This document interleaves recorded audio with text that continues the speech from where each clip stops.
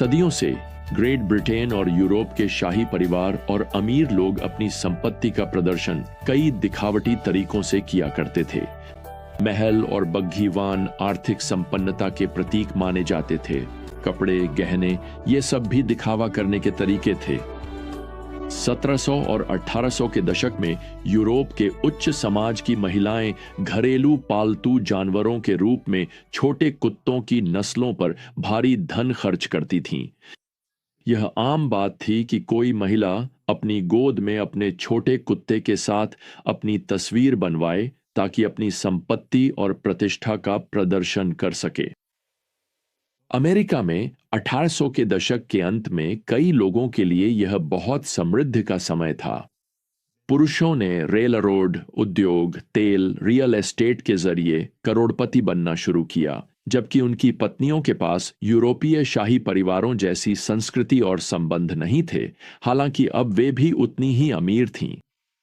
अमेरिकी करोड़पतियों की ये पत्नियां शाही खून या संस्कृति की सदियों पुरानी विरासत नहीं रखती थीं, लेकिन वे बड़ी मात्रा में पैसा खर्च करके अपने खुद के छोटे कुत्तों को मंगवा और पाल सकती थीं। और उत्तरी अमेरिका में सबसे पसंदीदा कुत्तों में से एक था पूडल। और ठीक वैसे ही जैसे यूरोप की अमीर महिलाएं, ये महिलाएं भी अपनी गोद में छोटे पूडल को लेकर अपनी तस्वीरें बनवाती थीं। अब वे भी ऐसे व्यवहार कर सकती थीं जैसे वे शाही परिवार की सदस्य हों। खैर, जाहिर है लोग इस दिखावे को समझ गए और उन्होंने यहां तक कि एक वाक्यांश भी बना लिया, पुटिंग ऑन द डॉग। दूसरे शब्दों में, जब कोई व्यक्ति खुद को परिष्कृत या अमीर दिखाने की कोशिश करता था तो वह, यूं कहें, पुटिंग ऑन द डॉग कर रहा था। असल में यह तो इंसानी स्वभाव है ना? यहां तक कि आज के ईसाई भी खुद को जितना है उससे ज्यादा आध्यात्मिक दिखाना चाहते हैं। शायद यह किसी खास लोगों के बीच एक धार्मिक मुद्रा या आध्यात्मिक लगने वाली भाषा हो सकती है। यह कभी भी अपनी असफलता या पापपूर्ण कार्यों को स्वीकार करने से इनकार करना हो सकता है। सच्चाई यह है कि यूं कहें, हम असली खुद को लोगों के सामने लाने की बजाय पुटिंग ऑन द डॉग करना कहीं ज्यादा सहज महसूस करते हैं। और सुनिए, यह सच है, यह कहीं ज्यादा आरामदायक है कि हम अपनी असलियत छुपाकर उस पोर्ट्रेट के पीछे छुप जाएं जिसमें हम जैसा दिखना चाहते हैं, ठीक वैसे जैसे एक पूडल के पीछे। आप जानते हैं, यही वजह है कि जब प्रेरित पौलुस अपनी खुद की आध्यात्मिक लड़ाई उजागर करते हैं तो मैं हैरान रह जाता हूं। हम सच कहें तो यह समझ भी नहीं सकते कि उनके लिए एक पवित्र जीवन जीना उतना ही कठिन था जितना हमारे लिए है। लेकिन रोमियो 7 में यहां कोई छुपाव नहीं है। यहां पद 14 और आगे में पौलुस की व्यक्तिगत गवाही सुनिए। क्योंकि हम जानते हैं कि व्यवस्था आत्मिक है, परंतु मैं शारीरिक हूं, पाप के अधीन बिका हुआ। क्योंकि मैं अपनी ही क्रियाओं को नहीं समझता, क्योंकि मैं जो चाहता हूं वह नहीं करता, बल्कि वही करता हूं जिससे मुझे घृणा है।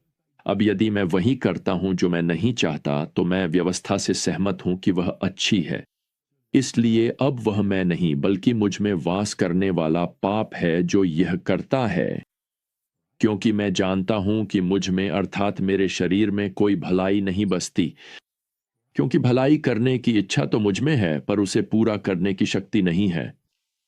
क्योंकि मैं वह भलाई नहीं करता जो मैं चाहता हूं, बल्कि वह बुराई करता हूं जिसे मैं नहीं चाहता, वही मैं करता चला जाता हूं। अब यदि मैं वही करता हूं जो मैं नहीं चाहता, तो वह मैं नहीं, बल्कि मुझ में वास करने वाला पाप है जो यह करता है। तो प्रियजनों, यह सुनने के बाद आप सोच सकते हैं, पौलुस भी वही संघर्ष कर रहा है जो मैं कर रहा हूं। हां, यह सच है, वो कर रहा है। पौलुस यहां पद 21 में आगे बढ़ता है, तो मैं यह नियम पाता हूं कि जब मैं भलाई करना चाहता हूं तो बुराई मेरे पास ही होती है, या बुराई मुझ में उपस्थित है।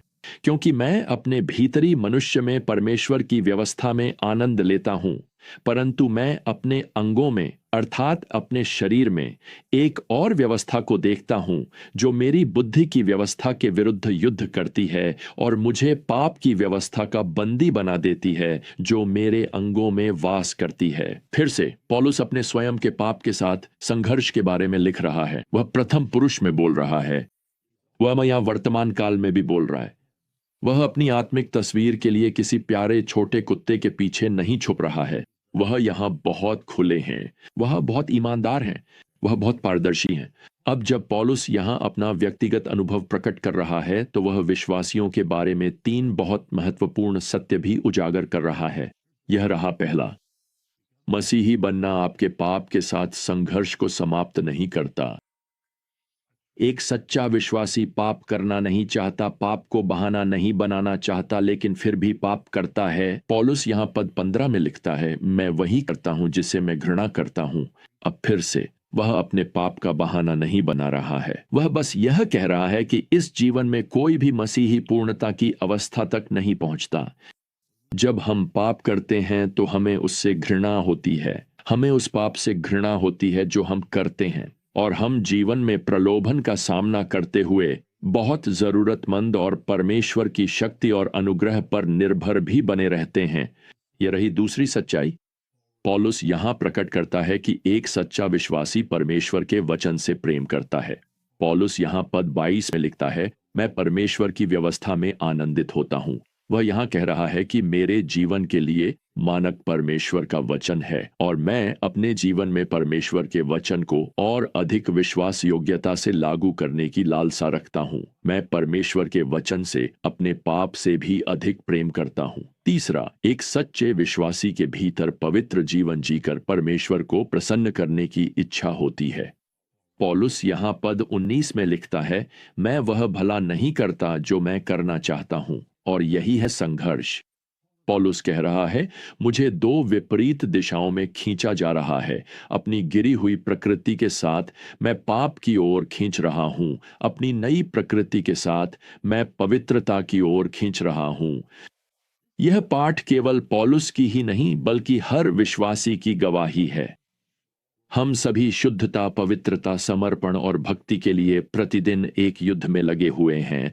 हर दिन प्रियजनों, आपको शुद्धता की परीक्षा का सामना करना पड़ेगा। आपको ईमानदारी की परीक्षा देनी होगी। आपको विनम्रता की परीक्षा का अनुभव होगा। और यहां पौलुस बहुत ही पारदर्शिता और ईमानदारी से उस संघर्ष के बारे में बात करता है जो हमें पाप के साथ प्रतिदिन करना पड़ता है। पौलुस ने तो खुद को भी एक उदाहरण के रूप में प्रस्तुत किया। वास्तव में यहां 15वीं आयत में वह फिर लिखता है, क्योंकि मैं अपनी ही क्रियाओं को नहीं समझता, क्योंकि मैं जो चाहता हूं वह नहीं करता, बल्कि वही करता हूं जिससे मुझे घृणा है। और मैं आपको बता दूं, यह बहुत ही कठोर भाषा है। पौलुस कह रहा था, मुझे पापपूर्ण काम करना अच्छा नहीं लगता। अब पौलुस यहां 16वीं आयत में हमें एक व्याख्या देता है। अब यदि मैं वही करता हूं जो मैं नहीं चाहता, तो मैं यह मान लेता हूं कि व्यवस्था अच्छी है, इसलिए अब वह मैं नहीं बल्कि मेरे भीतर वास करने वाला पाप है जो यह करता है। अब पौलुस यहां यह नहीं कह रहा कि सारी गलती पाप की है। नहीं, वह अपने पाप की जिम्मेदारी ले रहा है, लेकिन वह यह स्वीकार कर रहा है कि पाप उसी के भीतर है। पाप उसके शरीर, उस पापपूर्ण स्वभाव पर नियंत्रण रखता है। सुनिए, महान प्रेरित पौलुस वास्तव में यह स्वीकार कर रहा है कि वह पापी है। अब हम कह सकते हैं कि वह दिखावा करने से, यानी किसी और जैसा बनने से इनकार कर रहा है। वह इसका विरोध कर रहा है। वह इस स्वीकारोक्ति में पूरी तरह से खुला और ईमानदार है। वह प्रभावी रूप से कह रहा है, पाप पूर्णता पौलुस में, मेरे शरीर में है, और जबकि नया पौलुस, मुझ में नया व्यक्ति, मसीह में नई सृष्टि सही काम करना चाहता है। लेकिन जो व्यक्ति मेरे पुराने स्वरूप का प्रतिनिधित्व करता है, वह कभी कभी बीच में आ जाता है और मुझे कठिनाई देता है, मुझे पुराने सोचने और जीने के तरीके की ओर खींचता है। वह स्वीकार करता है कि वह इस तनाव के साथ जीता है। अब वह जानता है कि वह मसीह में कौन है, क्षमा किया गया, हमेशा के लिए क्षमा किया गया, लेकिन वह अभी भी रोजाना उसी पुराने शरीर के साथ जी रहा है और उससे लड़ रहा है, ठीक वैसे ही जैसे आप आज करने वाले हैं। इसे मैं इस तरह से कहूं, एक दिन हमें हमारे पतित शरीर, उस पापी स्वभाव से मुक्ति मिल जाएगी और वह शाश्वत मुक्ति होगी। लेकिन तब तक हमें हर एक दिन इससे लड़ना होगा। प्रियजनों, मुझे आपको बताने दीजिए, वास्तव में बढ़ते हुए मसीही अपने पापी स्वभाव के प्रति और अधिक जागरूक हो जाते हैं कि वे वास्तव में कितने पापी हैं। इसलिए किसी भी तरह की छवि में छुपने की कोई जरूरत नहीं है।